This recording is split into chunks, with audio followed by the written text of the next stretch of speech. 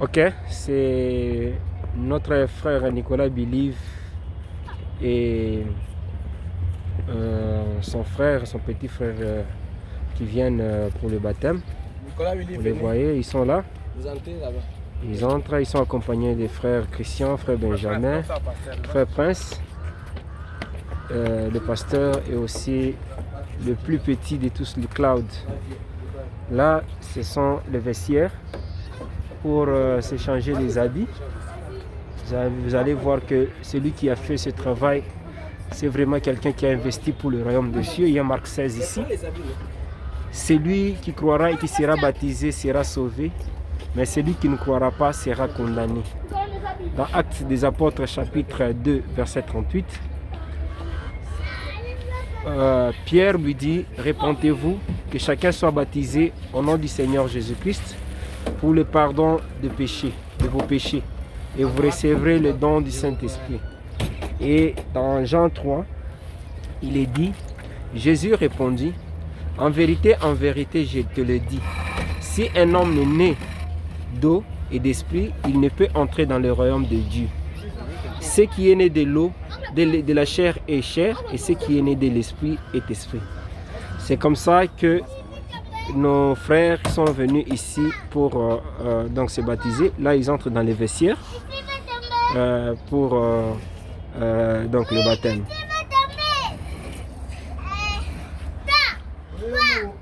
Nous faisons une petite pause et puis on va reprendre. Ok, vous allez voir ici que celui qui a fait cette œuvre croit aussi au baptême par immersion au nom du Seigneur Jésus-Christ. Comme l'a enseigné le prophète de Dieu William Marion Branham, le baptême comporte deux phases, l'immersion puis la sortie de l'eau. Ces gestes symbolisent ce qui s'est passé spirituellement au moment de la nouvelle naissance. L'immersion signifie que le croyant s'est identifié à Christ qui est mort, Romains 6, 3 à 4. Ainsi, le converti voit tout son passé coupable englouti avec Jésus-Christ dans la mort et il est lavé de tout péché. Acte 22, 16, 1 Jean 1, 7, 1 Jean chapitre 1, verset 7. De ces faits, aucune condamnation ne pèse plus sur les croyants. Romains 8, 1. La sortie de l'eau exprime le fait que le croyant connaît une nouvelle condition et une nouvelle vie en Jésus-Christ. Il est une nouvelle créature. 2 Corinthiens 5, 17. Il est ressuscité avec Christ pour vivre désormais une vie nouvelle. Romains 6, 4. Sans se conformer aux habitudes de ce monde. Romains 12, 2. Et Romains 6, versets 11 à 13. Voilà un peu les quelques écritures que l'homme d'affaires de Dieu, l'homme d'affaires chrétien qui a fait cette œuvre, a posé ici sur le baptistère. Et donc c'est exactement ce que nous venons faire ici. Il croit aussi au baptême par immersion. Il croit au nom du Seigneur Jésus-Christ. Il croit que le baptême est symbolique et symbolise le fait que en étant immergé dans l'eau, on meurt avec Christ et en quittant de l'eau, on ressuscite avec une vie nouvelle. Alors voilà, ici vous verrez que nous avons notre frère de murmure léger, le frère Benjamin. Il est là, bien habillé pour accompagner les deux jeunes gens qui ont donné leur vie à Christ et qui ont décidé donc de prendre le baptême aujourd'hui. Ils sont là avec le pasteur. On les attend ici. C'est la rivière Njili, juste à côté de l'église Shekinah Tabernacle. Donc tout se passe bien. Et pour moi, j'ai l'impression que je suis tenté à croire que c'est celui qui a fait ici doit être un croyant du message du temps de la fin. Le lieu choisi, sa croyance, tout se fait donc gratuitement. Je suis tenté vraiment à croire que c'est un croyant du message du temps de la fin. C'est à côté d'une grande église du message, une même référence, Shekinah Tabernacle. C'est là où se trouve le baptistère. Et je pense que à cet endroit, le diable ne vient même pas jouer. Ne vient pas jouer parce que c'est vraiment dédié pour le service divin. Oui, je cherche l'écriture.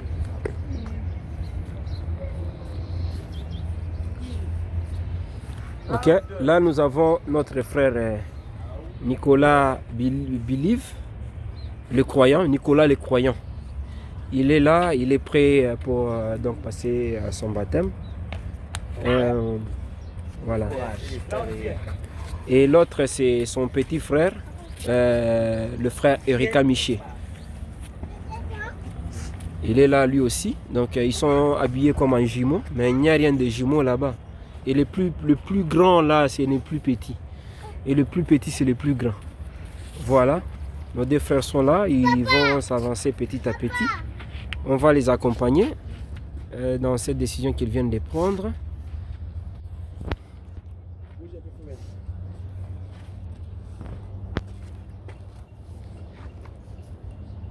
Approchez.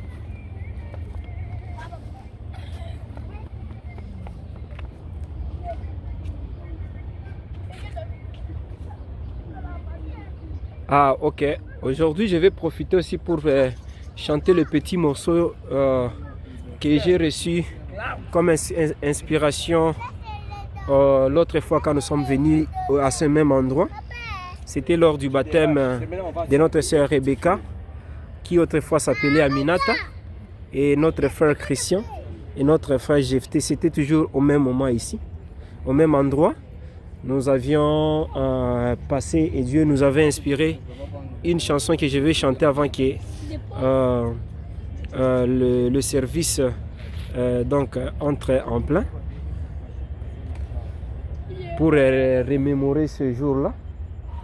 Voilà le frère Christian qui était avec nous l'autre fois, qui avait aussi donné donc sa vie, qui était passé aussi aux eaux du baptême. Cette fois-ci, il ne vient pas pour se faire rebaptiser, mais il est là pour accompagner les autres qui ont pris la décision de se faire baptiser. Voilà. Nicolas, venez ici.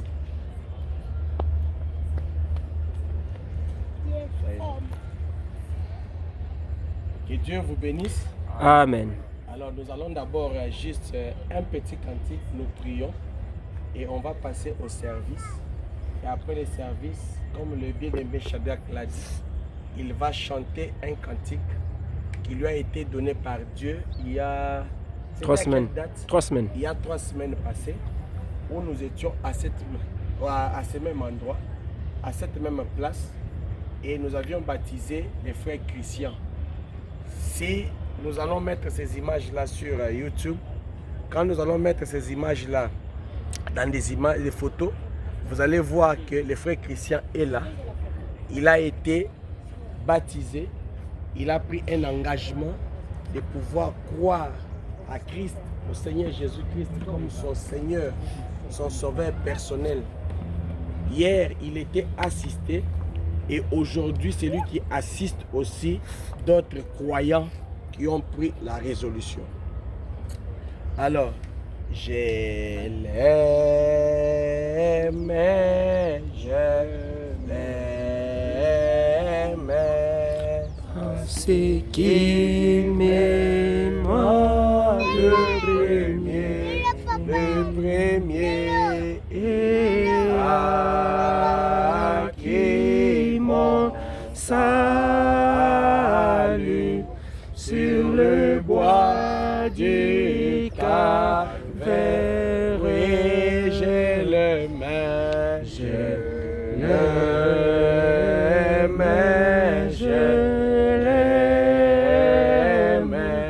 parce qu'il m'aima le premier, il a acquis mon salut sur le bois du Calvaire. Seigneur Dieu Tout-Puissant, nous voici encore ici à ces lieux pour accomplir l'écriture qui dit que croyez au Seigneur et tu seras sauvé. Tu es venu dans ce monde, Seigneur. Tu as porté la chair, et tu as annoncé la bonne nouvelle. Et l'objectif c'était, Seigneur, pour ramener les gens, Seigneur, à la nature originelle. Quand tu as créé l'homme, Seigneur, l'homme n'avait pas le péché en lui. Et l'homme est tombé. Le premier Adam est tombé. Et il fallait le deuxième Adam qui est toi, le Seigneur Jésus-Christ. Il fallait que tu viennes pour ramener cet homme à la vie. Parce que l'homme était mort. Selon la loi, il a été dit.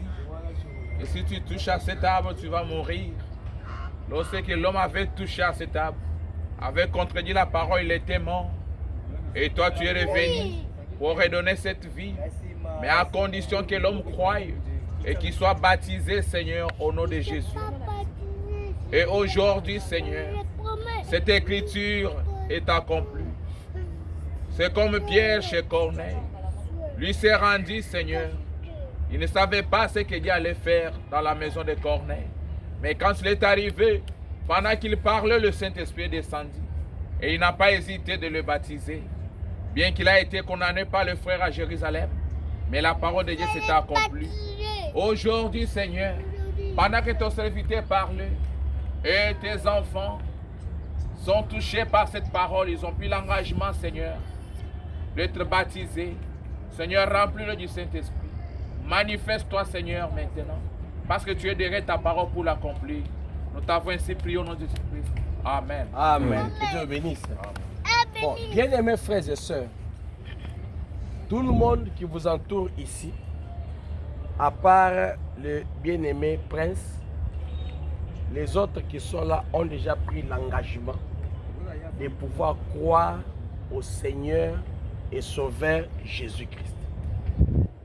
Pour la petite histoire, vous êtes les enfants d'un homme né sur la terre que l'on a appelé du ciel Ntumba. Cet homme-là du ciel Ntumba a eu sur la terre une épouse qu'on a appelée Guise Mbaka, et cette femme et cet homme ont réussi à pouvoir mettre au monde des enfants. Dans ces enfants-là, nous avons Nicolas Biliv, Mwambaï, Mouteba, et nous avons Erika Miché, Tambwe Erika Miché Mouteba. Ou Tambwe Mouteba Erika Miché. Alors, ça c'est le papa, la maman et les enfants que vous êtes. Mais en tant que parent, en tant que père, cette relation ne pouvait pas nous amener ici. Avec vous, moi debout, vous debout, pour un acte solennel, pour un engagement autant solennel que celui que nous voulons poser ici, fruit de votre foi, fruit de votre dévotion, fruit de votre croyance en une personne que l'on appelle Seigneur et Sauveur Jésus-Christ. Est-ce que juste là vous me comprenez? Ça veut dire que moi qui suis là aujourd'hui avec la charge d'un pasteur d'une église Rouge-Gorge Tabernacle, si je restais dans la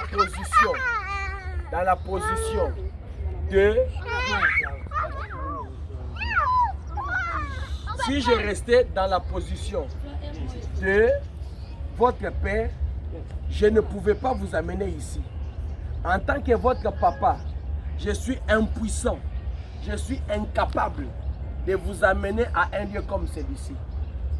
Nicolas Biliv et Erika Miché, j'aimerais que vous puissiez bien suivre les petits messages que j'ai à délivrer maintenant. Celui qui vous délivre ces messages n'est pas votre père. Celui qui vous délivre ces messages n'est pas celui avec qui vous êtes habitué à la maison. Aujourd'hui, celui qui vous délivre ces messages, c'est le Seigneur Dieu lui-même. Moi, je suis un canal. Je suis un porte-parole de ce que Dieu veut que vous soyez. Je suis un porte-parole de ce que Dieu a fait dans votre vie. Pour la petite histoire, le jeudi 8 juillet le pasteur Jean-L. Price de Goma est en train de prêcher. Dans votre vie, depuis que vous êtes né, vous étiez à l'Ecodim. Vous êtes en train de continuer l'Ecodim. Vous avez fait l'Ecodim à l'église chez le pasteur Franck Perfection Tabernacle. Vous êtes venu, on a commencé à organiser quelques séances d'Ecodim. Il y a eu une indisponibilité par rapport à la personne qui devait continuer à suivre ou poursuivre ses enseignements. Vous avez commencé à suivre l'enseignement des adultes. Et vous avez même commencé à servir le Seigneur. Et j'ai dit le 8 juillet 2021, après la prédication de l'homme de Dieu, le pasteur Jean-L. Price de Goma, vous vous décidez, sans consulter les parents, sans consulter votre père, sans consulter votre mère, sans consulter votre famille, vous vous décidez vous-même, à la fois vous deux, de prendre le baptême. Et les dimanches qui suivaient, c'était le 11 juillet, on avait un programme chargé. C'est comme ça qu'aujourd'hui, les dimanches 17, je crois, 17, 18 juillet, nous avons eu la possibilité de venir couronner, de venir attester, de venir accepter votre décision. Maintenant, la décision que vous avez prise, c'est quelle décision? Il faut comprendre c'est quoi. La décision que vous avez prise, c'est une décision où vous vous engagez de suivre le Seigneur. Vous vous engagez de servir le Seigneur. Vous vous engagez de devenir des disciples d'un Dieu qui existe sur la terre. Sur cette terre ici, il y a un seul Dieu qui a créé le ciel, qui a créé la terre et qui a créé tout ce qui s'y trouve. Vous vous êtes décidé le 8 juillet de pouvoir suivre ces dieux-là. Mais les dieux-là, quand on se décide de les suivre, il y a des conditions. Il donne ici dans Genèse 12, écoutez les conditions des dieux. Il dit ceci, à un homme qu'on a appelé Abraham. Vous me suivez?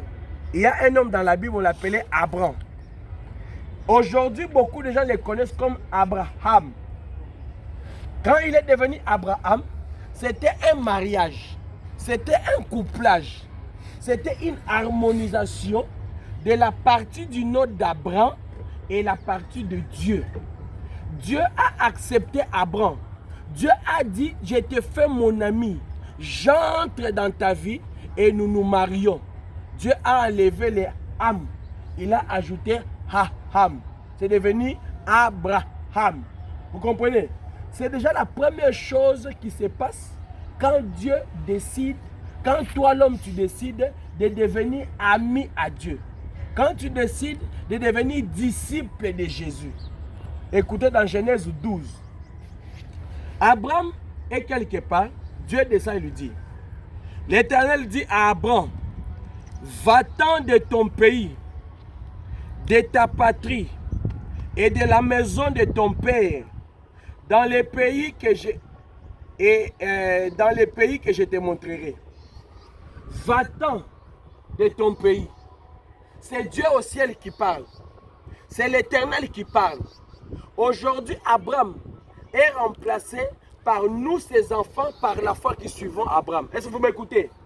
Aujourd'hui, tel que tu es là, sans les eaux du baptême, sans avoir pris le baptême, tu n'es pas enfant d'Abraham.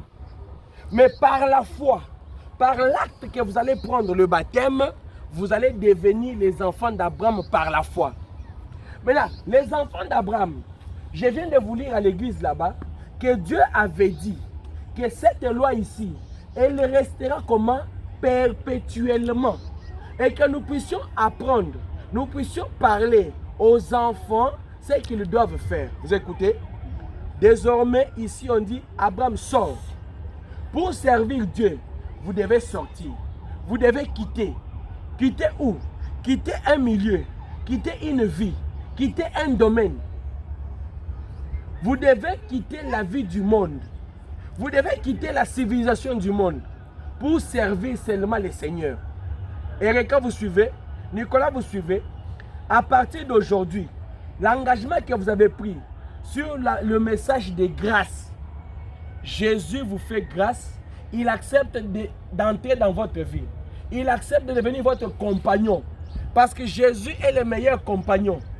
Jésus est l'ami fidèle dans la maladie, dans la mort, dans la tombe.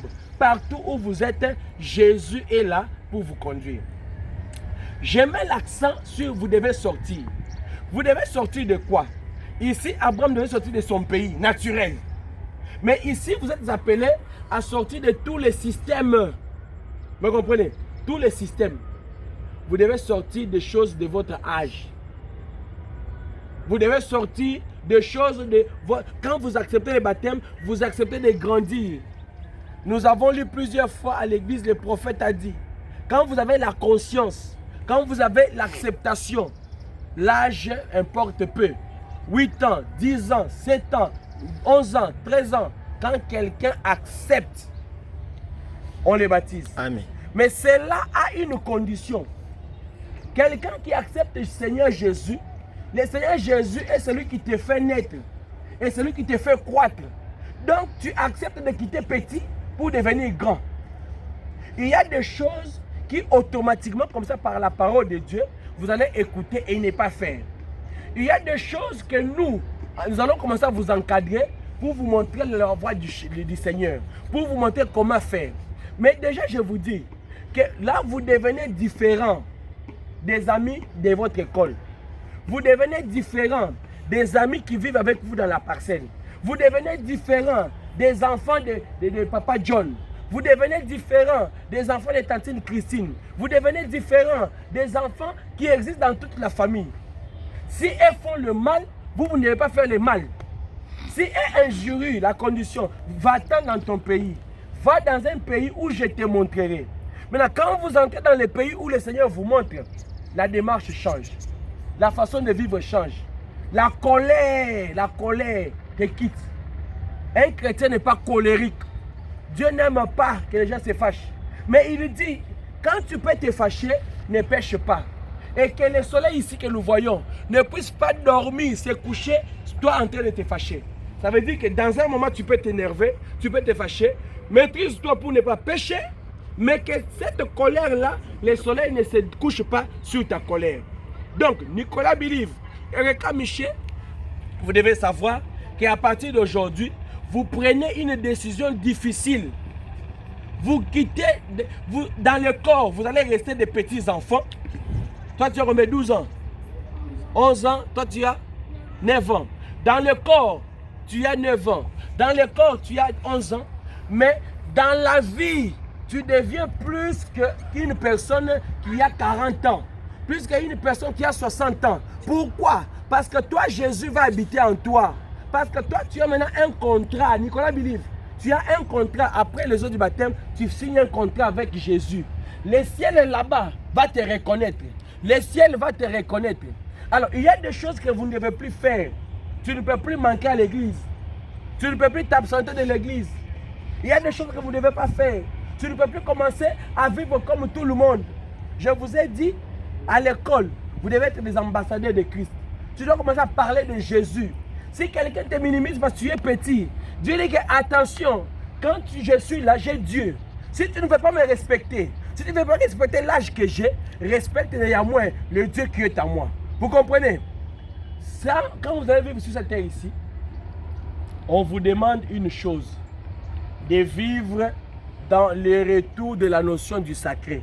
Tu dois avoir une relation personnelle avec le Seigneur Jésus que nous servons. Aujourd'hui, cette relation personnelle est cadrée, est circonscrite dans ce que nous avons appelé un format message du temps de la fin. Le message du temps de la fin restaure. Restaurer, c'est ramener dans la bonne position. Nicolas, vous me suivez?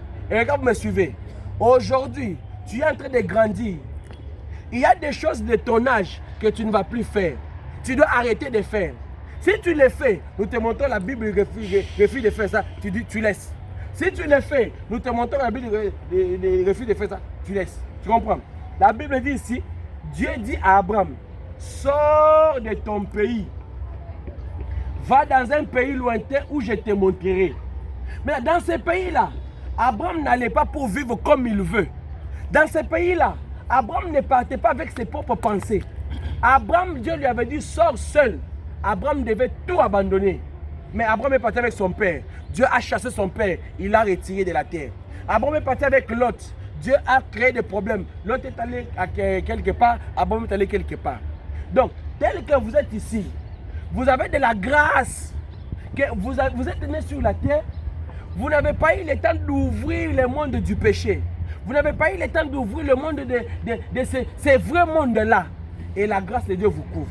Je vais prier pour que Dieu fasse grâce à nous, vos parents. Fasse grâce aux pasteurs. Fasse grâce à l'entourage. Fasse grâce aux croyants et croyantes pour vous aider. Que Dieu fasse grâce à votre mère. Que Dieu fasse grâce à toute la famille pour vous soutenir dans cette dure décision que vous avez prise. Que Dieu vous soutienne dans cet engagement. C'est un engagement sacré. Aujourd'hui, tu deviens comme Jethro Toumba. Aujourd'hui, Nicolas, tu deviens comme Jethro Toumba. Vous n'avez plus le droit de jouer à l'église. Vous n'avez plus le droit de vous distraire à l'église. Même si les visiteurs viennent, ils ne vous connaissent pas. Dites que moi je suis frère, j'ai été baptisé au nom du Seigneur et Sauveur Jésus-Christ. Les baptêmes que je vais vous donner ici, ce n'est pas votre papa qui vous les donne. Mais quelqu'un peut poser des questions. Mais comment c'est leur papa qui les baptise? Est-ce qu'il les a forcés? Je réponds non. Ce n'est pas moi qui ai prêché ce jour-là. C'est un autre pasteur, Jean L. Price, qui avait prêché. Et ils ont eu l'engagement d'aller aux eaux du baptême. Le baptême, on ne baptise pas les petits enfants qui naissent aujourd'hui. 8 mois, 1 mois, on ne les baptise pas. Le baptême, la Bible dit, c'est un acte de bonne conscience. Ça veut dire que la personne qui a la conscience, c'est celui qui prend l'acte. Un enfant, frère Branham me dit, l'âge de 7 ans, c'est l'âge où l'enfant entre en contact avec la connaissance de ce monde ici. Il connaît qu'on peut insulter, il connaît qu'on peut injurier, il connaît qu'on peut mentir, il connaît qu'on peut cacher ceci. Et c'est l'âge de la conscience. Quand maintenant quelqu'un atteint la conscience et Dieu descend pour saisir cette conscience-là, et quelqu'un vient, il dit j'accepte les eaux du baptême, le prophète de l'âge dit l'âge importe peu. Ça c'est à l'intention de vous et à l'intention de ceux qui vont suivre. Maintenant, quelqu'un m'a posé la question, mais comment seulement c'est leur papa qui les fait? Oh, la Bible a résolu beaucoup de choses. La Bible a donné des solutions. Je commence par Jésus lui-même. Jésus, quand vous lisez la Bible, on dit que Jésus dans son église, lui était le pasteur de l'église, mais il avait son frère qui était issu de sa maman Marie. Quand vous prenez les disciples, Jésus les avait appelés 2 à 2. Rappelez-vous. Jésus avait appelé 2 à 2. Il avait appelé tel et son frère tel. Tel et son frère tel. C'est la réponse de Dieu. Rappelez-vous à la croix. Jésus a eu lui au milieu et des brigands. L'un à sa gauche, l'un à sa droite. Et l'un à celui de sa droite avait reconnu que le Seigneur ne méritait pas cette peine-là. Et il a dit que ce soir, tu seras avec moi dans les paradis. Ça veut dire que Dieu fait grâce à qui il veut. S'il a fait grâce à ses enfants, qui vont devenir demain nos frères, qui vont rejoindre les frères David, les frères Christian, les frères du ciel, les frères Benjamin, les frères Shadrach. Ces enfants ont le droit d'être soutenus. Quand vous entrez dans la Bible, vous allez trouver qu'il y avait beaucoup de choses que Dieu a faites avec en appelant. Quand il y avait Marie, il y avait Marthe. Vous comprenez? C'est ça que Dieu fait. Dieu est dans cette notion-là. Personne n'a la capacité de créer une volonté. Quand quelqu'un prend l'engagement de pouvoir aller aux eaux du baptême, il se décide de sortir comme Abraham était sorti. Et maintenant, quand tu sors comme Abraham était sorti, désormais la parole de Dieu. Mais comment je vais connaître la parole à l'église? Comment je vais connaître la parole en posant des questions? Comment je vais connaître la parole en priant? C'est que vous avez à faire, Nicolas, Erika. On va vous acheter des Bibles. Priez beaucoup. Lisez beaucoup. Même si tu ne comprends pas, lis seulement. Tu lis des choses. Ah, Jésus avait dit, va dans ton pays, Abraham. Dois lire seulement. Continue à lire. La compréhension de ça, Dieu va envoyer Philippe qui va venir. Toi, tu es en train de lire. Tu vois ce que tu avais lu là. Dieu touche ça par la prédication. Ça peut être la prédication du pasteur du ciel. Ça peut être la prédication de notre pasteur. Ça peut être la prédication, mais dans une discussion, dans un échange. Dieu te convainc. À partir d'aujourd'hui, tu changes de camp. À l'école, même tes amis, commence à leur parler de Jésus. Dis qu'il y a, si tu n'as pas beaucoup d'explications, dis seulement qu'il y a un enfer à éviter et il y a un ciel à faire quoi? À gagner. Alléluia. C'est ce qu'il faut faire. Témoigne de Jésus partout. Témoigne de Jésus. Même si tu es petit, même si on vous minimise, la Bible a résolu la question. Paul disait, oh Timothée, que personne ne méprise ta jeunesse. Vous me comprenez? Nicolas Bilive, Erika Miché, que personne ne maîtrise ta jeunesse. Si quelqu'un vous fait des problèmes, dites-lui, est-ce que tu connais la Bible? Si toi tu connais la Bible, moi je connais son auteur. Alléluia. Donc c'est la Bible, c'est la parole de Dieu qui va marcher avec vous. Ne faites pas d'efforts. Ne bricolez pas. Oh, je suis devenu frère. Non, tu n'as pas de sensation à créer. Vous comprenez? Ne force pas, je dois devenir logique. Non, toi ne deviens pas logique. Si tu veux devenir logique, c'est toi. Mais Dieu ne veut pas que l'homme devienne logique. Dieu doit habiter en toi. Et Dieu habite dans quelqu'un par le Saint-Esprit. Dieu peut te donner le Saint-Esprit, soit maintenant quand tu auras le baptême ou quelque temps après. Dieu peut te donner le Saint-Esprit maintenant ou quelque temps après. La décision que tu as prise, le ciel là-bas est en train d'organiser déjà une fête. On achète déjà, on réunit déjà les anges pour commencer à chanter quand vous allez entrer dans les eaux du baptême. Nicolas Bilive, Erika Miché, vous devenez après l'acte du baptême des membres effectifs de l'église Rouge-Gorge Tabernacle. S'il y a des réunions, même si vous n'avez rien à dire, vous devez être là. Quand on convoque une réunion, un rassemblement, vous devez être là. Vous devez soutenir tout le programme de l'église, la nuit comme le jour. Vous devez respecter l'ordre établi. Et là, vous n'allez plus à la maison. Vous allez commencer à traiter avec du ciel comme votre Père. Mais en traitant avec lui comme votre Père, vous êtes prudent. Parce qu'il faut toujours respecter le serviteur de Dieu. Mais à l'église, vous traitez avec du ciel comme votre pasteur. Ah pasteur, comme vous le faites d'ailleurs. Donc, ce sont des écarts que vous devez savoir faire.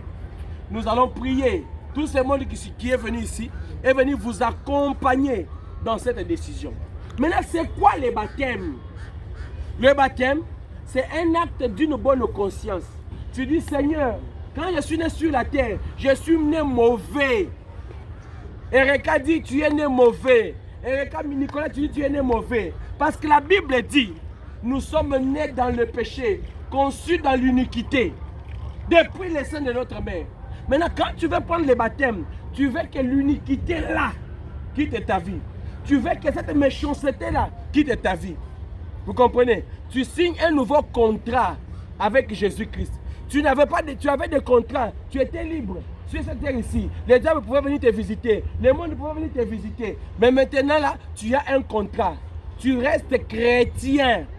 Partout tu passes, tu es chrétien. Tu ne vas pas regarder les femmes nues. Tu ne vas pas regarder de mauvaises choses dans les téléphones à l'école. Les fêtes des enfants qui ont, on appelle ça les malongis. Tu ne parles pas. C'est des choses païennes. Dans la Bible, dans la parole, il n'y a pas de malongis. Il n'y a pas de moine à coulis. Ça n'existe pas. Le baptême des enfants, ça n'existe pas. Le baptême, c'est comme vous avez pris cet engagement ici. Oh, alors, allez pour le baptême. Ça n'existe pas. Personne ne vous a forcé, on ne vous forcera pas. Il y a des endroits où vous n'allez plus piétiner. Des endroits où vous n'allez plus faire, pas parce que nous le disons, mais parce que la parole interdit. Vous êtes aujourd'hui en train de vouloir devenir des croyants du message du temps de la fin. Partout où vous irez, n'oubliez jamais. Tu vas dire que non, moi, physiquement, je suis né le 24 décembre 2010. Mais spirituellement, j'ai été baptisé le 18 juillet 2021. L'heure, on va élever ça tout à l'heure. Toi aussi, physiquement, je suis né le 28 juin 2012. Mais spirituellement, je suis né le 18 juillet 2021. L'heure, on va la prélever tout à l'heure. Il y a des images, il y a des photos qui seront prises pour témoigner, pour sceller cet engagement. Désormais, je vais après ce baptême vous conférer le pouvoir. Vous aurez le pouvoir de transformer là où vous êtes. Tu auras le pouvoir de chasser les mauvais esprits. Au nom de Jésus. Tu auras le pouvoir de chasser les mauvais esprits. Au nom de Jésus. C'est qu'il faut faire beaucoup d'entraînement, beaucoup d'exercices pour savoir comment prier. Quand tu viens à l'église, il faut entendre comment les pasteurs prient. Quand tu viens à l'église, comment les diacres prient. Quand tu viens à l'église, comment l'administrateur Shadrach prie. Ne bloquez pas. Dans la foi, on ne bloque pas. Mais dans la foi, on se soumet à Dieu et tu dis, Seigneur, comme tu avais appris aux disciples la prière, notre Père qui es aux cieux, aide-moi aussi à savoir comment il faut prier. Aide-moi, Seigneur, à devenir chrétien. Aide-moi, Seigneur, à être une bonne personne. Aide-moi, Seigneur, à être un bon enfant. Aide-moi, Seigneur, que la voyoucratie, le monde ne me touche pas. La Bible dit dans 2 Timothée, je crois, qu'au dernier jour, il y aura des temps difficiles et les esprits de rébellion vont entrer dans des enfants, les enfants deviendront des rebelles à leurs parents. Vous allez prier, Seigneur, que ces esprits-là s'éloignent de nous. Seigneur, que tout ce qui viendra, 2 ans, 3 ans, 8 ans, 10 ans après, quand nous aurons 12 ans, quand nous aurons 15 ans, quand nous aurons 18 ans, que l'esprit des femmes nous quitte au nom de Jésus. Que nous soyons des enfants polis. Et laissez-moi vous dire une chose. Vous n'avez pas encore atteint cet âge-là, mais j'ai glissé ça maintenant pour vous montrer. Quand vous aurez 12, 13, 14 ans, on aura à parler comme des garçons. Vous allez commencer à avoir l'envie d'écouter des filles. Mais vous entendez peut-être que vous ne comprenez pas. N'aimez jamais de filles. N'aimez jamais de filles. Jusqu'à ce que vous allez atteindre l'âge de vous marier. Papa du ciel, Maman Guise et nos bien-aimés qui sont ici vous accompagnent dans le choix que vous allez faire. N'allez jamais enlever des habits chez des filles. N'allez jamais chercher à voir les filles nues. Ne le faites pas. Les chrétiens que vous devenez maintenant là sont hors toutes ces choses-là. Ça veut dire que tel que tu es né là, tu dois aller comme ça dans les mariages. Tel que tu es né là, tu dois aller comme ça dans les mariages. Aujourd'hui, c'est le livre que tu ne comprends pas. C'est un fruit que tu ne comprends pas. Dans 2 ans, dans 3, 4 ans, nous allons faire des rencontres. Chaque fois qu'on va prier, on va vous surveiller. On va vous donner des conseils adaptés à votre âge. On va faire des écodymes pour vous permettre de comprendre c'est quoi le message du temps de la fin. Et pour terminer, les baptêmes que vous allez avoir, vous allez l'avoir au nom du Seigneur et Sauveur Jésus-Christ. Vous n'allez pas être baptisé au nom de Branham. Branham n'est pas notre Dieu. Branham n'est pas un Dieu à adorer. Branham est le prophète de cet âge ici. C'est quel âge? La Odyssée. Vous comprenez? Vous allez recevoir le baptême au nom du Seigneur et Sauveur Jésus-Christ. Ne l'oubliez jamais. Partout où vous irez, dites que nous sommes des chrétiens, des disciples de Jésus. Je pense que pour le reste des choses, nous allons vous aider petit à petit à vous accompagner. Vous êtes dans la foi chrétienne, vous êtes dans une famille chrétienne, vous venez à l'église.